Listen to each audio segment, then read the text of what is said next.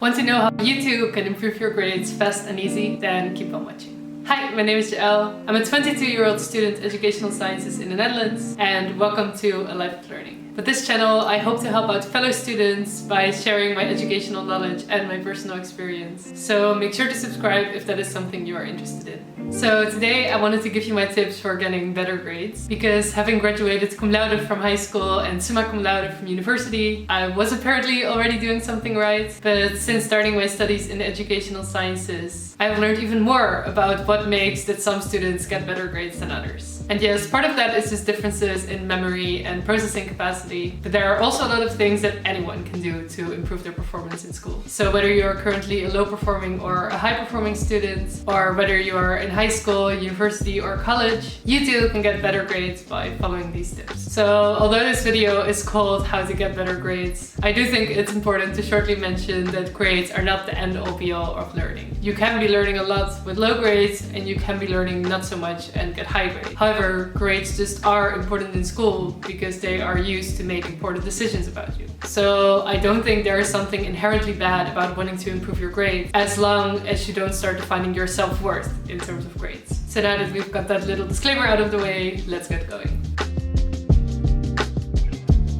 One of the secrets to getting high grades is knowing what you will be tested on. And no, I do not mean knowing the exact test you are going to take, because that is cheating. But teachers usually set learning goals that describe what they expect you to know or be able to do at the end of a teaching period. And these learning goals are very helpful to know what to focus your attention on when studying. Because both when you're in class or when you're studying at home, you will be bombarded with information, practice questions, examples, all that jazz. However, not all of the things that you study will be equally relevant, and you should also not treat them this way. Because if you don't prioritize, you will just be wasting cognitive resources on the less important parts, which will go at the expense of the more important parts. So these learning goals can usually be found in your course manual or syllabus, but you can of course always ask your teacher if you cannot find them there, or if you don't have a course manual or syllabus available. But make sure to ask for them, because they will tell you exactly what you should focus your study efforts on. So you will no longer waste time learning things that are not as relevant, which will enable you to increase your grades by putting that time and effort into improving on the more relevant parts.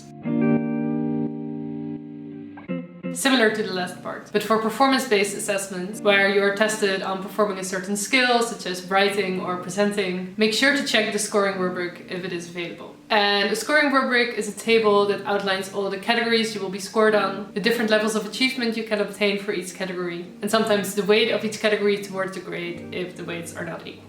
And like with learning goals, a rubric can help you focus your efforts by making clear what is expected from you, which you can then use to determine how you can spend your time and energy most efficiently, so that you can perform well on those aspects of the assessment that matter the most. And the best thing about rubrics is that, apart from helping you focus on the things that will score you the most points, using the rubric while doing assignments has also been shown to improve your actual understanding of the skill that is being assessed. So that's killing two birds in one stone right there. Although some people claim that taking notes is a very inefficient way of studying, I very strongly disagree with this. Taking notes allows you to condense the information that is being taught in a way that suits your own personal needs. And although taking notes does require some time investment, in my experience you can easily earn back this time when you start actually studying and trying to memorize the information, because there's just way less information to go through each time. And you have all the necessary information more or less in one place, instead of scattered across different books and PowerPoints. And a pro tip is to take into account the learning goals of your class when writing your notes, so that you can already focus your notes on the most important parts. And I think that whether you handwrite or type, that really doesn't matter that much. I personally like handwriting because I can write quite quickly and neatly, and it gives me a bit more freedom in the formatting. But I think typing could work just as well, especially if you have bad handwriting, as long as you still really try to condense the information and not just type everything literally. And if you are not really sure on how to start taking notes, or if you want to improve your note-taking tactic, then make sure to watch this video I made, in which I explained my own note-taking system based on educational science research. For some reason, I feel like this tip is not very often mentioned in study tips videos, but it's actually really important. And that is asking for help if you are struggling. School is not there to test what you already know, but to help you learn new things. grades. And the only way in which you can learn new things is by interacting with other sources of knowledge. So if you ever find yourself stuck, instead of beating yourself up for not understanding or knowing something, just ask your teacher or a fellow student, because they can provide you with exactly the information that you are missing to make sense of what you are studying. And it is way more time efficient than trying to find the exact information you need yourself. Apart from your textbooks, other people's knowledge is by far your most valuable resource. So definitely make use of it if you want to improve your grades.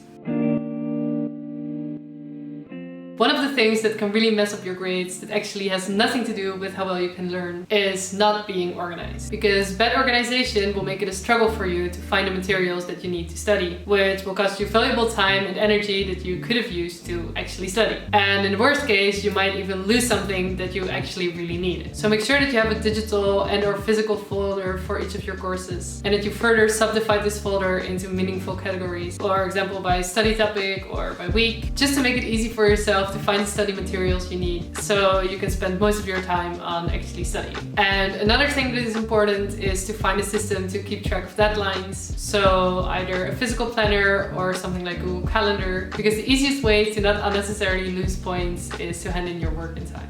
So those were my tips that I think anyone could use to get better grades in school, easy and effortlessly. I really hope that they were helpful and that they have motivated you to start off the coming school year strong using these tips. Please let me know in the comments if you are trying any of them out and how they worked for you. I did actually had a lot more ideas for this video, but I sadly couldn't fit all of them in. So also let me know down below if you would be interested in a part 2. As always, make sure to leave a like if you thought this video was helpful so that others might find it too. And I wish you lots of love and a life of learning.